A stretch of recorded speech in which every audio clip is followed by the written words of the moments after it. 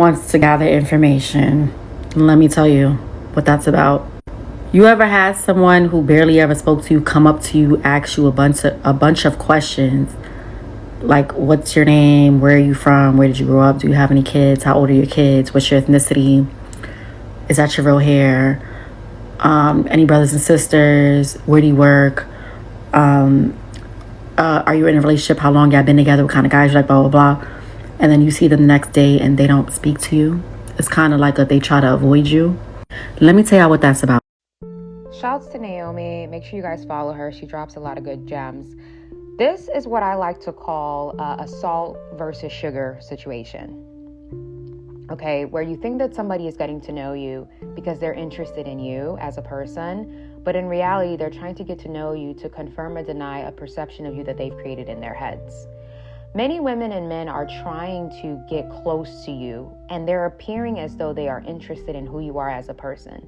They're appearing essentially as sugar, but they're really salt.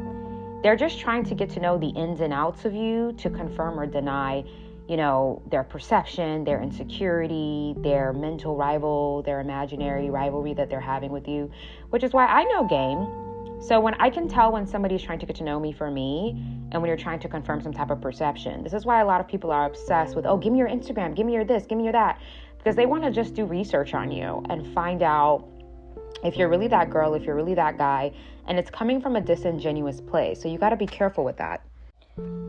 So many people do this thing where they're presenting themselves as somebody who is getting to know you, but in reality, they are just trying to confirm or deny a perception of you. So there are people who are actually trying to get to know you as a person that's genuine and authentic. And then there are people who are trying to confirm or deny a perception of you that is disingenuous and inauthentic.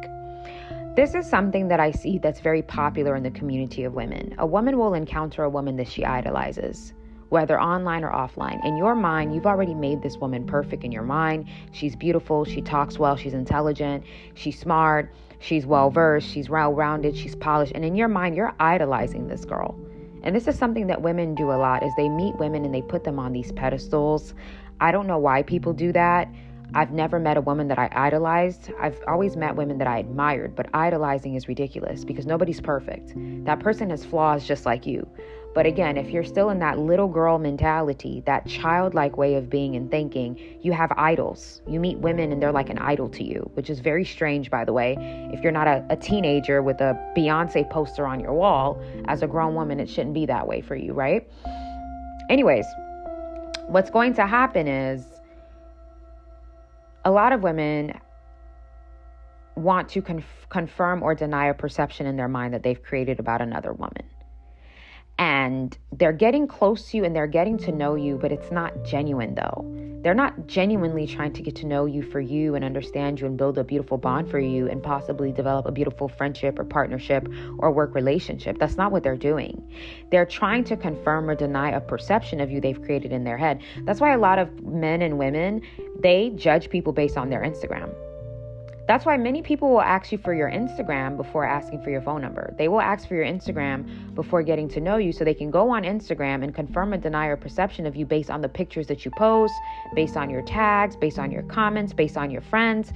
That's why I like to keep my social media very limited, especially from Instagram, because many humans, that is what they're going to use to confirm or deny some weird perception of you that they've created in their heads, not understanding that it takes a while to get to know people. That's why a lot of times when you're meeting new women, it's like women are rushing the friendship. Women rush a lot when they meet new women. They want to know everything about you. From the moment they meet you, they're asking these intrusive questions. It's also a part of social awkwardness. When a woman is trying to get to know me and I notice she's rushing, I distance myself from her.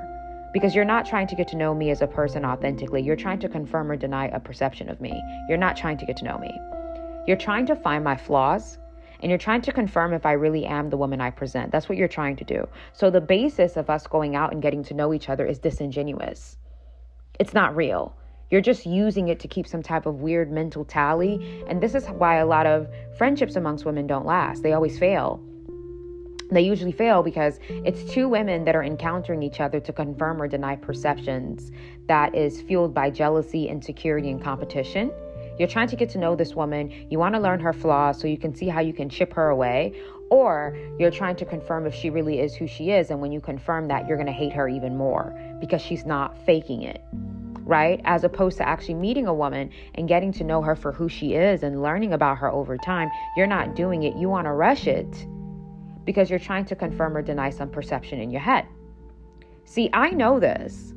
So I can be picky when it comes to people because I can figure out if you're trying to get to know me, and it's authentic, or if you're trying to get to know me to confirm or deny a perception of me, which is disingenuous.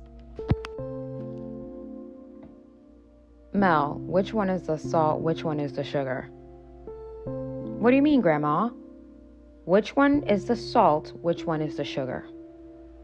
That's what my grandma said when she pointed at 2 piles on the kitchen table. I was about 12 at the time.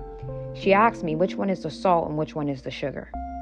I said, I don't know. They both look the same. She said, I want you to take that same approach when you're dealing with people. I was 11 years old at the time. I was like, what do you mean by that? She said, salt looks like sugar. You can't really tell the difference, but when you taste it, you can tell which one is salt and you can tell which one is sugar.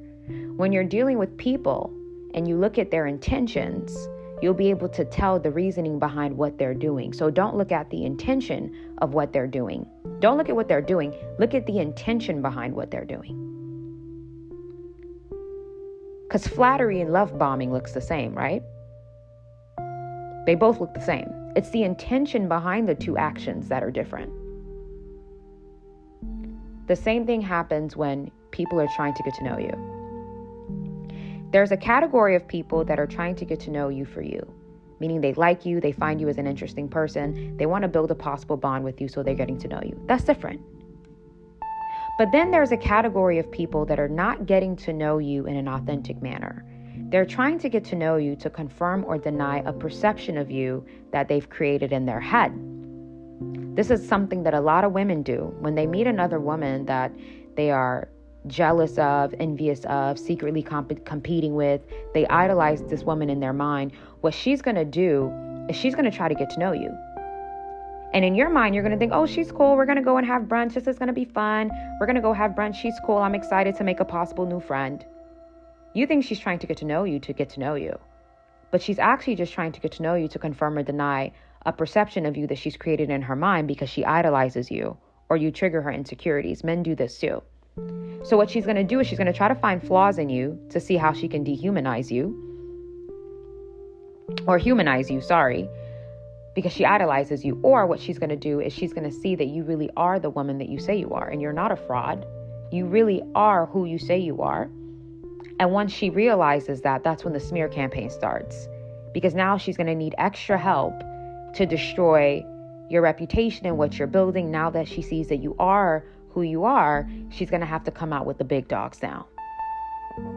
And this happens a lot. I see this a lot in business too, in the business realm. Some people meet people who they run their business really well, right? Like they're making numbers. They're pulling in the top-notch clients, top dollar. I see this a lot in the business world. And you think that this person wants to do business with you, but in reality, they're trying to see if you really are the top dog that the industry knows you as. So they want to get a closer look to confirm or deny a perception of you they've created. And then they're going to strike based on if you really are who you are. If they find some weakness in you, they're going to exploit that, right? So because I worked in high society for some time in the past with very high value people, upper echelon, these are people who ride horses, who go to polo shows.